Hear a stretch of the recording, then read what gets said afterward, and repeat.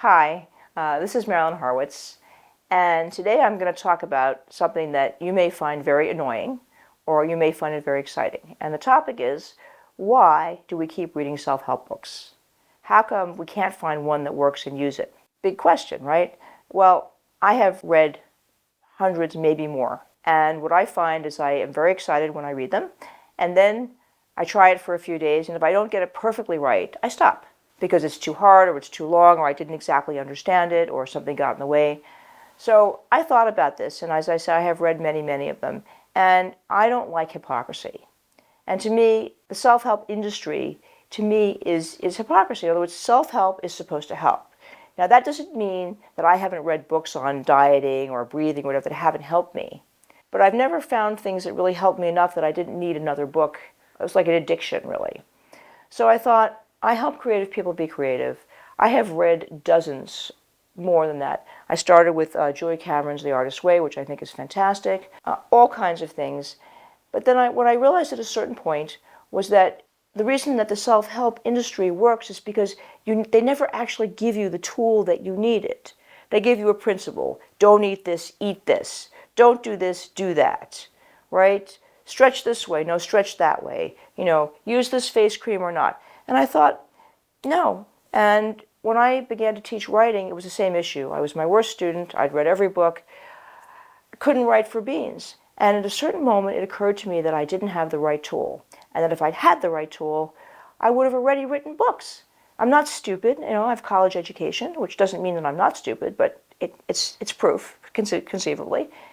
And I thought, okay, I'm good at this. I can make up a tool. Like someone invented a spork, right? Well, what was the spork for writing? And I thought, okay, I know how to do this.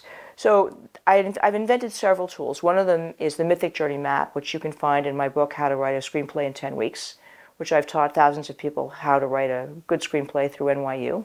Then I did another tool because I began to work with very professional, successful people who were in a big hurry. And they would come to me and say, Marilyn, can you help me pitch something? Can you help me do this in no time at all? And so I developed a tool called the 4 Magic Questions of Screenwriting, which you can also read. But the 4 Magic Questions of Screenwriting really is the 4 Magic Questions of Storytelling. It's foolproof. It helps with anything that you need to do where you need to get out of doing something, write a movie, whatever. And so the latest one is the Word of the Day. Now, the Word of the Day is my response to all the self-books on how to do this, how to improve my creativity, how to be a better person, how to be happier, blah, blah, blah, blah. And I went, I'm really tired of this. And I thought, there's got to be a tool. There's a can opener. There's a corkscrew. There's a drill. There's a hammer. I mean, there's got to be a tool, right? If we think of nailing a creative project as hammer, nail, what is that? So I realized that it was the Word of the Day. And the Word of the Day is this little technique where you take a piece of paper, you put a circle in the middle of the page, you think of a word, and then you brainstorm around that word for a few minutes, and then you write a little sentence about what you just did, even if this is incredibly stupid. It still counts. Any story is a story, whether it's long or short. The storytelling is the trick of this technique because you're using two parts of your brain that don't agree with each other.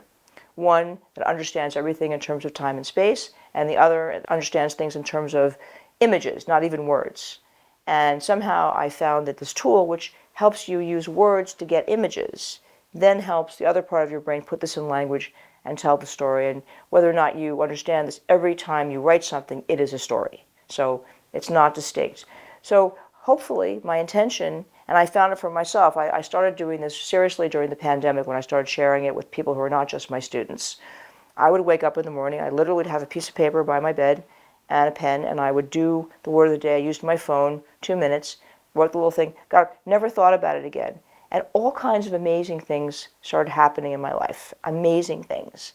And I realized that the other amazing thing that happened was when someone would say, oh, you've got to read this book, a self-help book, I would skim it and I'd say, oh, okay, there's something I can use. But I wasn't connected. I didn't crave them because I knew that I had the technique that gave me everything I needed. Now, again, if you want to go on a diet, I'm not your girl, okay? But if you want to be creative, whether you're writing or painting or writing a song or whatever, this Word of the Day technique is the single answer that will help you not have to use other people's books. So, if you like this, like, subscribe, and share, and I'll see you in the next video.